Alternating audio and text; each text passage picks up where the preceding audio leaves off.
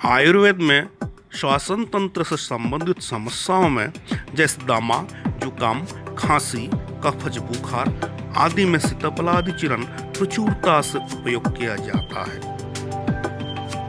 पाचन तंत्र संबंधित रोगों में जैसे मंदाग्नि, भोजन में अरुचि, पेट और छाती में जलन आदि में भी काफी फायदेमंद है।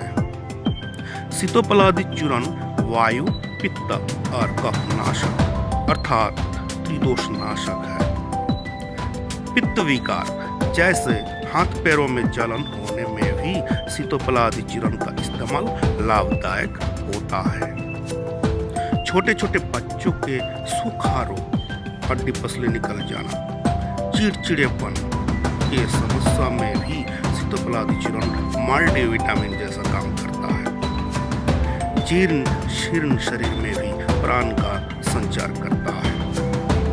पर कैसा भी नजला, जुकाम, खांसी हो, उसके लिए यह सीताफलादि चूर्ण शर्तिया इलाज है।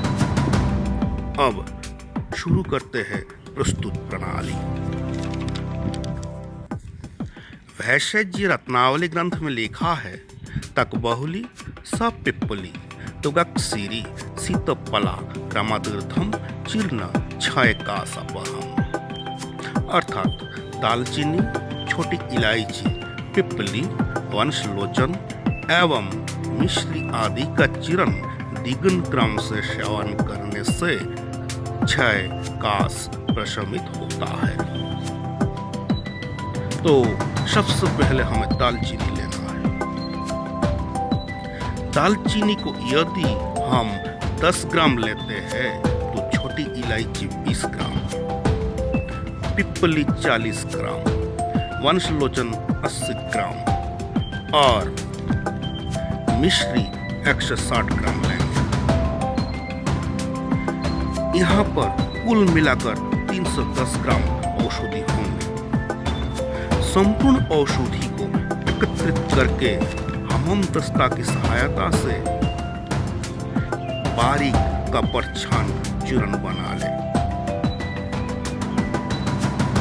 चूर्ण बनने के बाद कोई कांच के जार में सुरक्षित रख ले। वंशलोचन बांस के अंदर जमे हुए एक प्रकार का पारभासी पदार्थ होता है जो दिखने में थोड़ा फिटकड़ी का टुकड़ा जैसा होता है और हर बांस के अंदर यह मिलता भी नहीं है। इसलिए बाजार में नकली वंशलोचन की कमी भी नहीं है। नकली वंशलोचन से बचने के लिए और चूर्ण बनाने जैसे मेहनत से बचने के लिए आप पतंजलि स्टोर से या तो डाबर, वैद्यनाथ और झांडू जैसा मशहूर ब्रांड का सीताफलादि चूर्ण खरीद सकते हैं। सर्दी के मौसम में अक्सर नजला, जुकाम, खांसी, गले में खराश इत्यादि होता ही रहता है, जिसके लिए हम एलोपैथिक दवाई का सहारा लेते हैं, जिसका साइड इफेक्ट है। आयुर्वेदिक चिकित्सा प्राचीन और परंपरागत चिकित्सा है।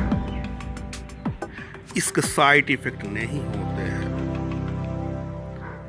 एवं घर पर ही आसानी से बना सकते हैं।